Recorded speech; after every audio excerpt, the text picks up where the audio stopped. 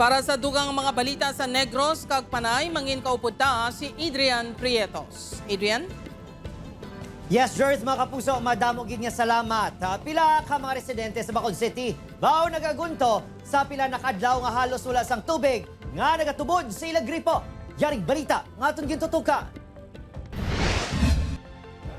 Bangod sa nagatagiti nga init, ang ini mga residente tuman ang pagpasingit. Ilabi na, ngang ilagripo, halos wala na kuno sang nagailig nga tubig. Titane, kabay paara na sa ulo sang basiwa na amo na ang kinahanglan sang pumuluyo na tama gid ka negatibo ang epekto kung wala hindi on time ang tubig. Ang ini nga mabaklod noon sa banyo na kuno ang tambayan, agod maghulat sang tubig para lang makapaligo. Sa isang adlaw, katatlo. Katatlo mag Paligo. yaman. Ikainit. Pabaho eh.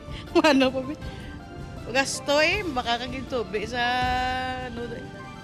sa tubigan. Sunod sa Basiwa, 79 million liters of water daily na lang ang supply sang tubig halin sa 84 MLD bangod sa mainit nga tiyempo. We have problems mostly sa Iroreco naton, sa Mandalagan, may araman kita sa East Homes, no, sa Estefania, and all other areas sa mostly sa north. 100 MLD ang kinahanglanon nga supply sang tubig sa masobra 74,000 ka konsumidor sa Basiwa. Apang ginakulang ang supply. Ginahanda na sang LGU ang pagrasyon sang tubig sa critical areas. Apang ang ginapaligban kung sa diin pa magkuha sang supply sang tubig. Kami ma-appeal lang kami sa public to be with the use of water. We have 19 na 2,000 liters na tanks. Tapos amo na siya namon i-plat kundi siya ibutang.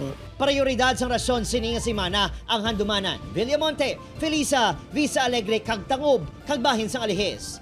Nagpasalig ang bulk water supplier sa Basiwa Prime sang duga nga supply. Apang samtang nagalutaw pa sa tubig ang promisa, panawagan sang Basiwa ang malawig nga pasensya. Opod Kiril Casillo, Adrian Prietos, One Western Visayas.